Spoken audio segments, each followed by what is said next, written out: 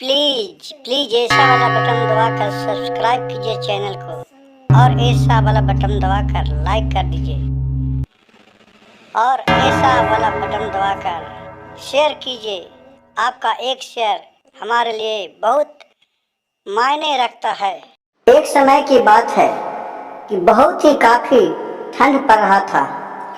उस समय शंकर जी सोचे कि चलते हैं तनि मृत्यु भुवन पर, ठंड का आनंद लेते हैं कि सब आदमी लोग कैसे रहते हैं।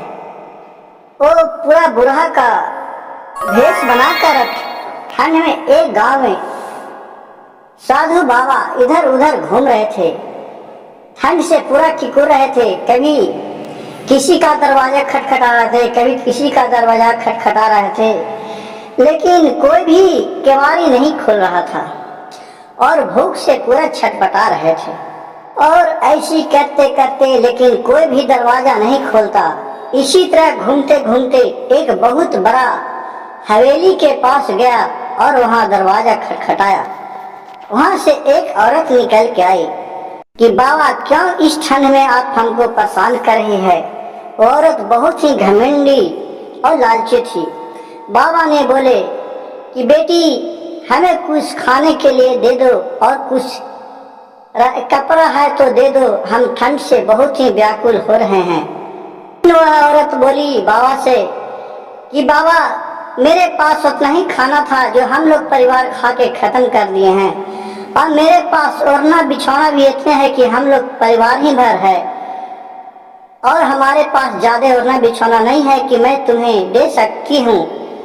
और इतना कहकर वो दरवाजा बंद कर लिया है और वह घर के अंदर चली गई।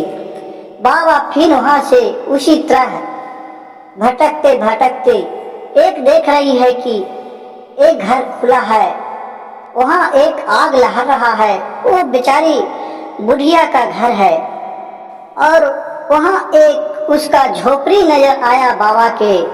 बाबा ने दरवाजे पर जाकर बोले कि कोई बूढ़ा व्यक्ति को मदद करो, कुछ खाने के लिए है तो दो, मैं भूख से बहुत ही छटपटा रही हूँ, तो ठंड भी बहुत है, कोई मेरा मदद करो। उस झोपड़ी से एक बूढ़ी निकल के आई और बोली कि बूढ़ा बाबा बहुत ही बाहर ठंड है, चलिए मेरे झोपड़ी में अंदर चल के और मैं आग लहराते हैं, वो आग को ताप लीजिए। और उतना कह के बूढ़े बाबा को अंदर लेके चला गया। और बूढ़ा बाबा देख रहे हैं कि उस अंदर उसके 4 बच्चे हैं जो बैठे हुए हैं। बच्चे से बोले बूढ़ी माँ कि बाबू बाबा को बैठने के लिए जगह दो, बाबा बहुत ही ठंड से कांप रहे हैं। और उनको कहने पर वो चारों लेकिन था जो उठ के बगल हो गए और उस जगह बाबा बैठे और वहां आग लहराए बुढ़िया ने। और घर में देखा खाने के लिए तो देख रहा है कि 2-3 रोटी का आटा बच रहा है और खाने के लिए कुछ नहीं है। तो फिर रोटी वो 3 गो आटा था जिसको रोटी बनाई और बाबा को प्रेम से खाने खिलाई। और उन लोग अपने 4 बच्चे थे और जो उस रात पानी पीकर लड़के बच्चे को सुला दिए और बाबा उसी जगह सो रहे। और ये सब देखकर बाबा बोले कि मैं इस वक्त को याद रखूंगा। तो बूढ़ी औरत ने बाबा से बोले कि बाबा हमें आप कम से कम भगवान से इतना प्रार्थना कीजिएगा कि जो भी काम मैं सुबह में कर जाऊं, कम से कम पाव भर अन्न का कमी नहीं हो, ताकि सबसे मैं 4 बाल बच्चा के पोस सकूं। तो बूढ़ा बाबा बोले बूढ़ी औरत से कि ठीक है, मैं भगवान से प्रार्थना करूंगा कि जो भी सुबह में तुम कार्य करेगी वह दिन भर चलता रहे।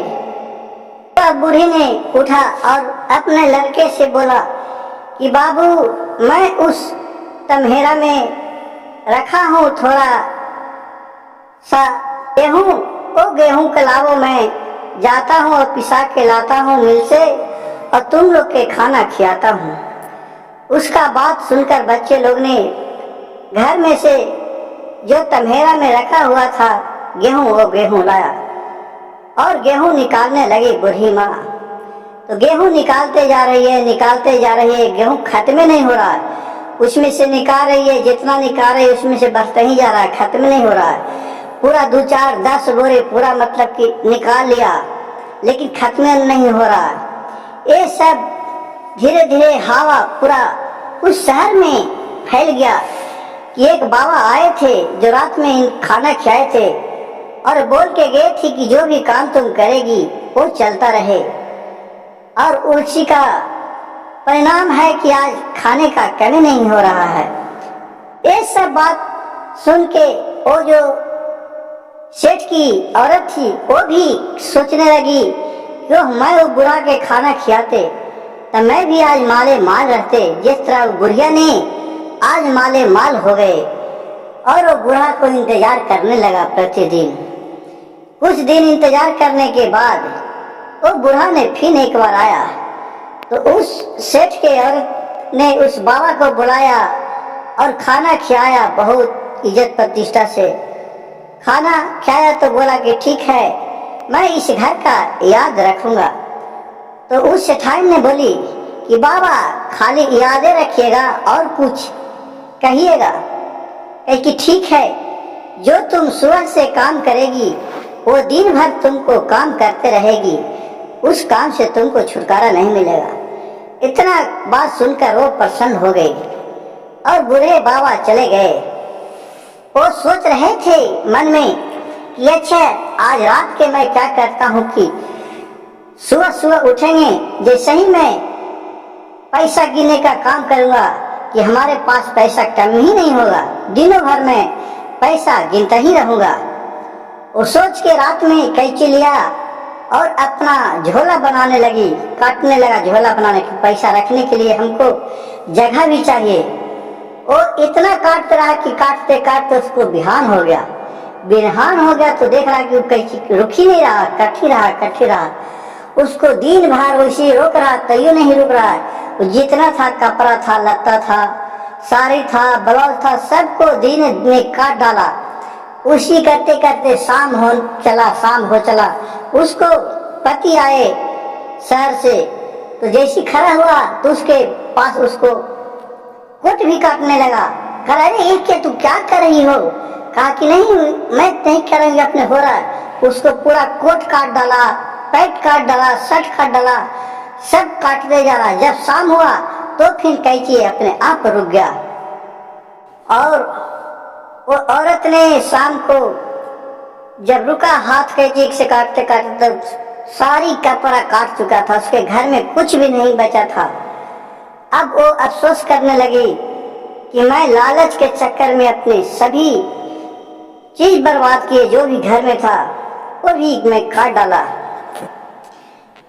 इस कहानी से हमें क्या सीखने को मिलता है, इसके बारे में आप हमको कमेंट बॉक्स में बताइएगा। और मेरा वीडियो अच्छा लगे तो सब्सक्राइब कीजिएगा, लाइक कीजिएगा और शेयर कीजिएगा।